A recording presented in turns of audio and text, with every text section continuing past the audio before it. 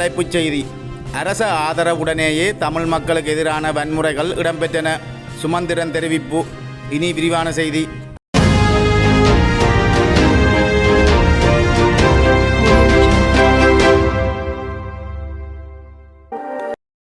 இந்த வாரம் முழுவதும் நாங்கள் கருப்பு ஜூலை என்று அனுஷ்டித்துக் கொண்டிருக்கிறோம். கடந்த 40 வருடங்களுக்கு மேலாக 1983 ஆண்டு ஜூலை மாதத்திலே 24ஆம் தேதியிலிருந்து 29ஆம் தேதி வரைக்கும் தமிழ் மக்களுக்கு எதிராக கட்டவிழ்த்து விடப்பட்ட பாரிய வன் செயல்களை நினைவு கூறுகிற ஒரு வாரமாக இதனை நாங்கள் அனுஷ்டிக்கிறோம். இந்த வாரத்திலே பல காலமாக பல தசாப்தங்களாக தமிழ் மக்களுக்கு எதிரான வன்முறைகள் நடத்தப்பட்டு வந்து இறுதியிலே 83ஆம் ஆண்டு மிக மிக மோசமான வன்முறை கட்டவிழ்த்து விடப்பட்டது. அரசு இயந்திரங்களினாலே அரசாங்கங்களுடைய நிகழ்ச்சி நிரலிலே தான் இந்த வன்முறைகள் காலத்து காலம் நடைபெற்று வந்திருக்கின்றன. 50ஆம் ஆண்டுகளிலே, அதன் பின்னர் 77ஆம் ஆண்டு, 81ஆம் ஆண்டு என்று சொல்லி தொடர்ச்சியாக தெற்கிலே வாழுகிற தமிழ் மக்களுக்கு எதிரான வன்முறை பிரயோகிக்கப்பட்டிருக்கிறது. அந்த வன்முறைகளிலே ஒரு முக்கிய விடயத்தை அவர்கள் கண்ணும் கருத்தமாக அவதானித்திருக்கிறார்கள். அது தமிழ் மக்களுடைய பொருளாதாரத்தை சீரழிக்கிறது. எங்களுடைய வர்த்தகர்கள், பொருளாதாரத்தை நிமித்தி வைத்திருந்தவர்கள், அவர்களுடைய வர்த்தக ஸ்தாபனங்கள், கடைகள் எல்லாம் தீக்கிரையாக்கப்பட்டிருக்கின்றன.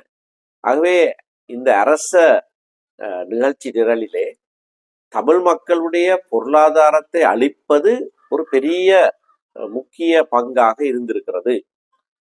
இப்பொழுது நாடு வங்குரோத்து அடைந்திருக்கிறது. தங்களுடைய பொருளாதாரத்தையும் சீரழித்து விட்டார்கள். எங்களை அழிப்பதாக நினைத்து கொண்டு இறுதியிலே நாட்டினுடைய பொருளாதாரத்தையும் சீரழித்திருக்கிறார்கள். எங்களுடைய வர்த்தகர்களுடைய பொருளாதாரத்தை அளித்தது மட்டுமல்ல, அதன் பிரதி பலனாக பல ஆற்றல் உள்ளவர்கள் நாட்டை விட்டு வெளியே போய்விட்டார்கள். அவர்கள் தனவந்தர்களாக வாழுகிறார்கள். இந்த பிரச்சனைகளினாலே, இந்த வன்முறைகளினாலே தான் நாட்டிலே அதுக்கு பிறகு ஒரு 3 தசாப்த யுத்தமும் நடந்து அதற்கும் பலவிதமான செலவினங்கள் ஏற்பட்டன. இந்த வன்முறைகள் நடைபெறுகிற காலத்திலே கொழும்பிலே வாழ்ந்தவன் என்ற ரீதியிலே எனக்கு நேரடியான அனுபவங்கள் உண்டு.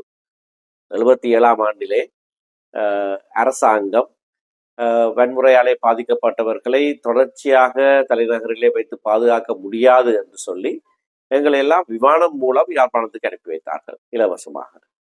83ஆம் ஆண்டு பயங்கர வன்முறை நடந்த போது நாங்கள் எங்களுடைய வீடுகளை விட்டு ஓடி வேறு இடங்களிலே புகலிடம் எடுக்க வேண்டிய ஒரு சூழ்நிலை ஏற்பட்ட போது முதலாவதாக கொழும்புல இருந்து யாழ்ப்பாணத்துக்கு அனுப்பி வைக்கப்பட்ட அகதி கப்பலிலே வந்தவன் நான்.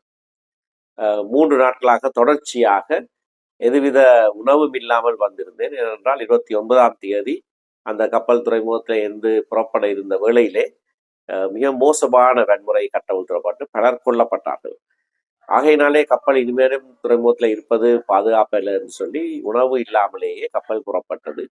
நாங்கள் காங்கேசந்துறைக்கு வந்து சேர்ந்த பிறகுதான் 3 நாட்களுக்கு பிறகு முதல் தடவையாக உணவு உட்கொண்டோம். இப்படியான பலவிதமான துன்பங்கள், தொல்லைகள், இதை விட மோசமான துன்பங்கள் பலருக்கு ஏற்பட்டிருக்கின்றன. எங்களுடைய மக்கள் உயிரை இழந்திருக்கிறார்கள், உடைமைகளை இழந்திருக்கிறார்கள். என்னுடைய அனுபவத்திலே நான் சொன்னதை போல விமானம் மூலமாகவும் கப்பல் மூலமாகவும் அரசாங்கமே எங்களை யாழ்ப்பாணத்துக்கு அனுப்பி வைத்திருப்பது என்பது எங்களுடைய தாயக பூமியிலே தான் நாங்கள் பாதுகாப்பாக இருப்போம் என்று அரசாங்கமே ஏற்றுக்கொண்ட ஒரு விடயம். பல இடங்களிலே நான் தெற்கிலே சிங்கள மக்களோடு பேசுகிற போது இதை சொல்லி இருக்கிறேன். ஹோம்லேண்ட் அல்லது தாயகம் என்று சொல்லுகிற போது அது சிலருக்கு பிடிப்பதில்லை. நான் இந்த உதாரணங்களைத்தான் சொல்லுகிறேன். இது என்னுடைய ஹோம், என்னுடைய தாயகம். ஆனபடினால் தான் இங்கே நான் பாதுகாப்பாக இருப்பேன் என்று அரசாங்கமே ஏற்றுக்கொண்டு என்னுடைய வீட்டுக்கு அனுப்பி வைத்திருக்கிறது இந்த 2 தருணங்களிலேயும். ஆகையினாலே நாங்கள் வடக்கு கிழக்கு எங்களுடைய தாயகம் என்று சொல்லுவதை இலங்கை அரசாங்கங்களே, மாறி மாறி வந்த அரசாங்கங்களே ஏற்றுக்கொண்டிருக்கின்றன. அதுதான் உண்மை. ஆகையினால்தான் எங்களுடைய பாதுகாப்பான பிரதேசங்களிலே நாங்கள் எங்களையே ஆளுகிறதான ஒரு கட்டமைப்பை ஏற்படுத்துவதற்கு நாங்கள் முயற்சி செய்கிறோம். இந்த வாரத்திலே விசேடமாக கருப்பு ஜூலையை அனுஷ்டிக்கிற போது இந்த வன்முறைகளிலே சிக்குண்டு உயிரை இழந்தவர்களையும் உடைமைகளை இழந்தவர்களையும் பலவிதமான பாதிப்புக்கு உள்ளாக்கப்பட்டவர்களையும் நாங்கள் உணர்வோடு நினைவு கூற வேண்டும். நன்றி.